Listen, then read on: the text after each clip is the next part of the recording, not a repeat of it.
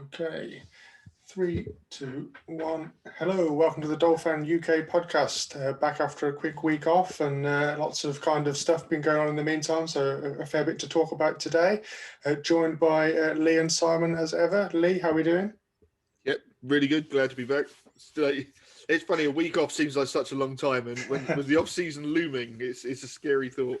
That's it, doesn't it? I just didn't know what to do last Sunday, to be honest. I couldn't bring myself to watch some players play Madden either, which isn't really my thing for the Pro Bowl. So there we go. I couldn't believe when I flicked on there was over 1 million people watching it. I put it on for all of 3 minutes, like just to see, is this really what it's come to? And then I realised, hang on, there's 1 million people watching this. I was just like, it's not for me. It's incredible. Yeah, my wife's cousin is a pro gamer, and just gets thousands and thousands of people watching him play, in his bedroom. It's quite weird, isn't it, really? But there we go. Si, how you doing? You all right, mate? Yeah, good, thanks, Andy. Yeah, for those who happen to be watching on YouTube, they can probably see a nice-looking shirt hanging on the wall behind you there, Andy. So, yeah, most impressive. That looks really awesome, and you know what that means, don't you? Now he's going to get traded tomorrow. 100%, yeah, and that's jinxed by the other side of me. So, yeah, whose team's gone to a Super Bowl with basically the same cast as he had last year. So, yeah. Anyway. So for those that aren't listening or watching on YouTube, it's an Alabama to a jersey he's got hanging on his wall. Yeah, a bit cheaper than the Miami option for now. So yeah, that's the way to go. Guys, I mean, really lucky this afternoon that as we were just going on to record, that we've got the kind of joint offensive coordinators announcement. So I think best place to start there, isn't it? Really. Si, I'll throw it your way first. Eric Studesville and George Godsey appointed as joint coordinators. Any initial kind of thoughts? Plenty. My first thoughts was it's a bit unusual.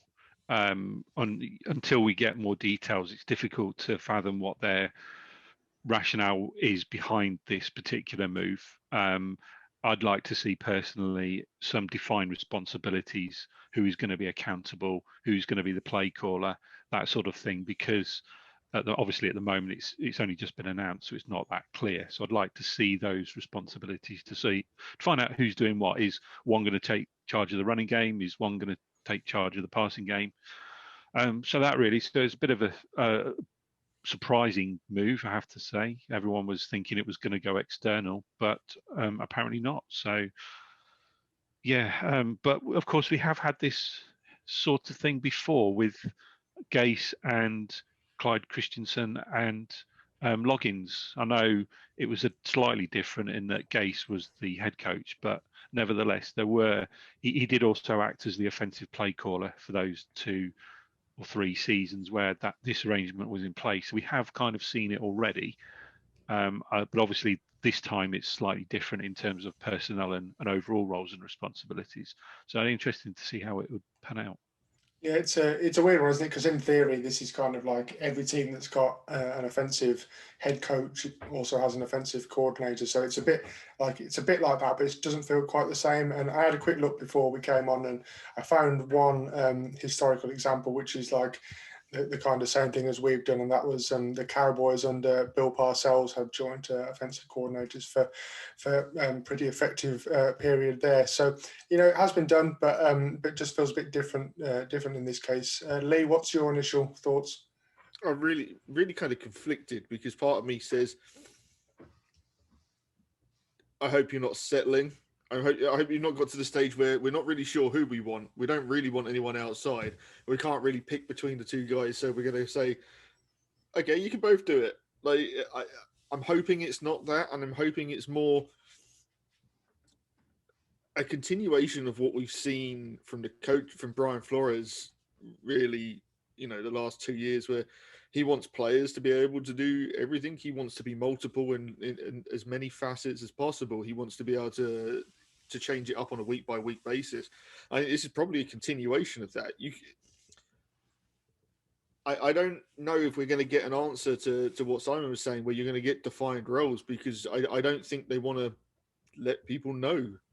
I think like everything else, it's kind of a bit cloak and dagger, and you're going to find out when they take the field on Sunday, and hey, it'd be a surprise for the opposition as well, which that kind of excites me. I think there's an opportunity there for this to be something different and something that we haven't seen before. I hope it's that way, and it's not just that they've settled and they couldn't pick between people.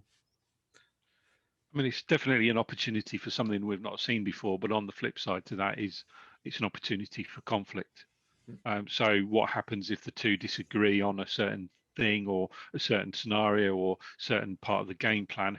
How is that conflict going to get resolved? Ultimately, you would expect that to be Brian Flores who would make that final decision. But nevertheless, day-to-day running of that offensive scheme or that unit, what happens if there's a conflict? How does that get resolved? So have we kind of by accident stumbled into actually Brian Flores being the offensive coordinator?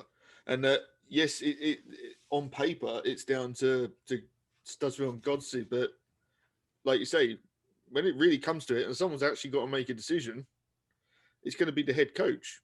And I know Brian Flores has held many different positions in in football. I can't confess to knowing them all off the top of my head. I say it kind of feels like it's not a two-headed monster; it's more a three-headed monster.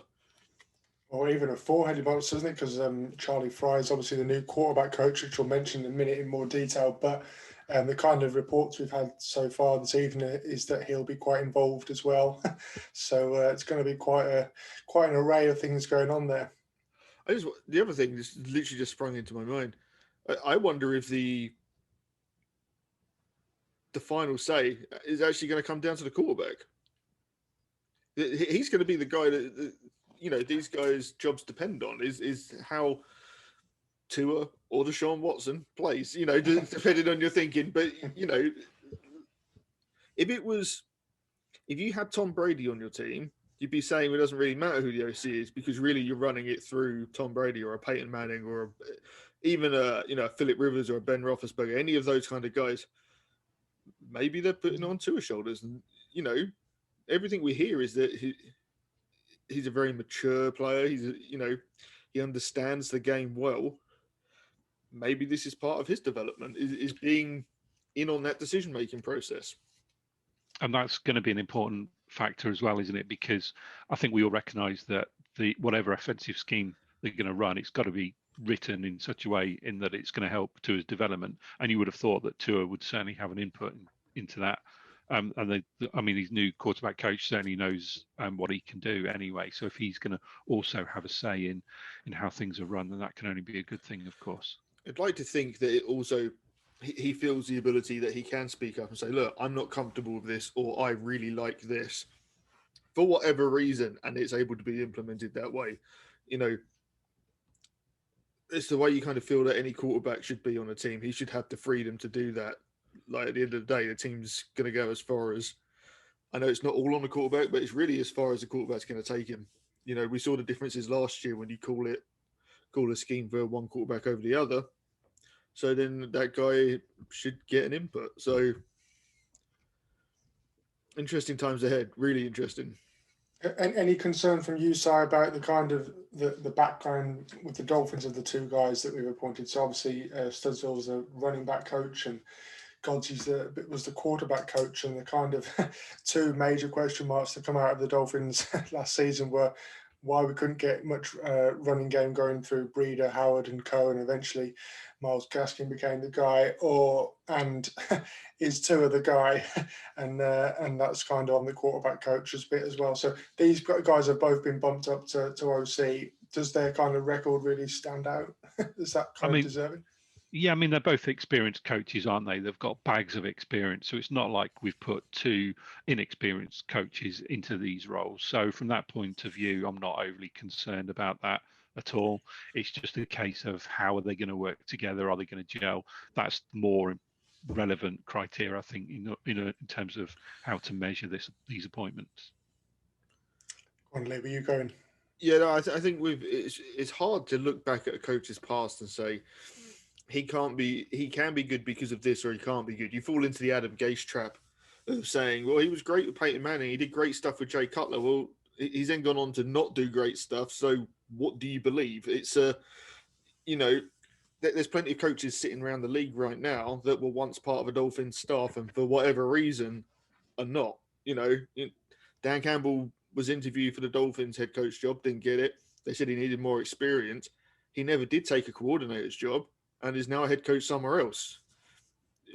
Not saying it's going to go well or bad, but every situation is super unique. And I think, it's just until we actually see the team take the field and see them start to play, it's very hard to, it is really guesswork. And I don't even think it's necessarily educated guesswork because there's no direct comparison. I'd love to know if either of these guys have worked with a left-handed quarterback in the past. Seems unlikely. Well, then every comparison starts to go out the window for me from there. Yeah, good point. Definitely a good point. The other kind of thing I was going to mention is, for me, I know I don't have anything to base this on really, but it feels like a short-term solution. It doesn't feel like one that's like, one of them's going to emerge as the dominant play caller. One of them's going to get it right one game and given the reins for the next game. Doesn't feel like kind of something that's going to be a 3, 4, 5 year arrangement that's going to develop the quarterback kind of and give him that comfortable offense. Size, any worry around that for you or Lee, whoever wants to take it? Yeah, I had the same thought actually in terms of what does it look like long term, especially if that conflict does arise. Not saying it will, of course, but it does seem as though come this following season, if there is one dominant coach over the other, then maybe he would become the sole person to occupy that particular role. So I did think that at the time. However, if it does work and they're great as a team and the play calling and the schemes they run work and the Tua develops, then obviously there is that opportunity to continue into the future. So I guess it's the unknown that I think people are unsure of, isn't it? Not knowing what's going to happen with these two coaches. So I think people just have to sit back and let it pan out and see where things go.